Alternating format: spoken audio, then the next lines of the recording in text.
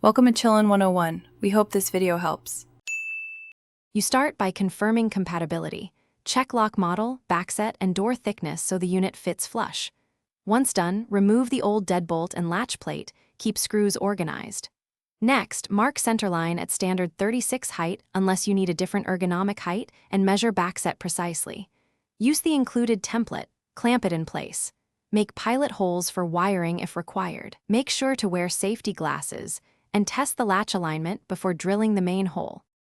Now drill the main cavity with a 2-1/8 hole saw and the edge with a 1 drill. Keep the template steady to avoid misalignment. Install the latch, chiseling for a flush faceplate so the bolt slides cleanly. Feed the cable through the door or insert fresh batteries into the interior module. Connect connectors firmly and tuck wires into the cavity. Once the exterior keypad or sensor is seated, hold it steady while you align and fasten mounting screws. This prevents sensor misalignment and fall. Finish by installing the interior assembly and tightening all screws evenly so the unit remains square. You then follow the lock's programming steps. Enroll an admin fingerprint first, add backup user prints and a PIN code, and set auto lock timing.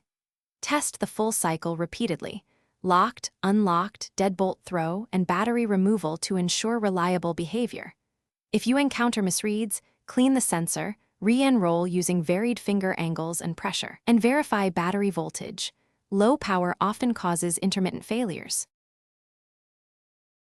Thanks for watching. Consider subscribing if we helped you.